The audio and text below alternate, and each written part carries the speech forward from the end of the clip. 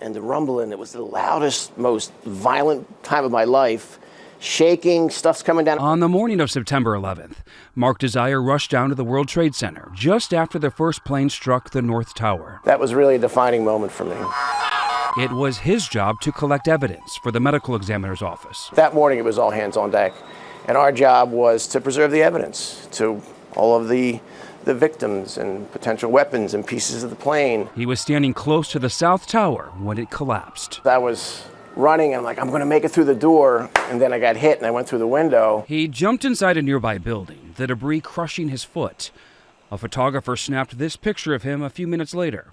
Mark's the one in the green in the middle.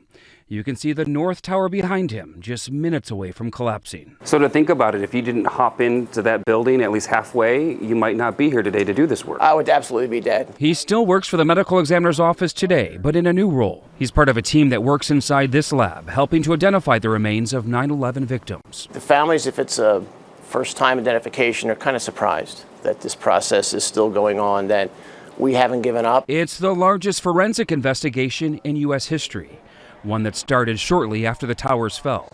Eyewitness News reported on it back then. Even the newest technology available to the ME after 9/11 cannot put a name to the remains.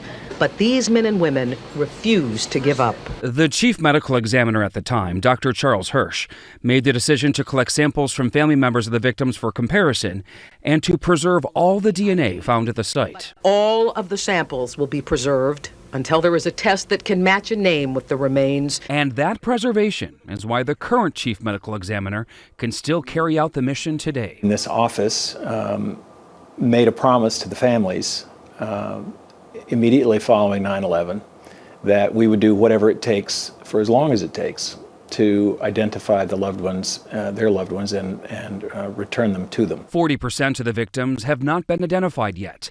That's 1,100 people. The technology that we have today wasn't even a thought in anyone's mind 24 years ago. Including this machine. It replaces what used to be done by hand. This machine has made all the difference. This machine has been one of the biggest advances we've had. The samples undergo a chemical process that allows them to extract more DNA from more cells from even the smallest of samples. They demonstrated how the process works using animal bones. So this is a game changer. Absolutely. And they're reaching back out to families, asking for new comparison DNA samples. Individuals were infants in 2001 or 2, and now they're adults and feel that they want their samples to be tested in helping identifications. Some of the samples retrieved from the wreckage are so small, they're waiting for even more advancements before testing them again.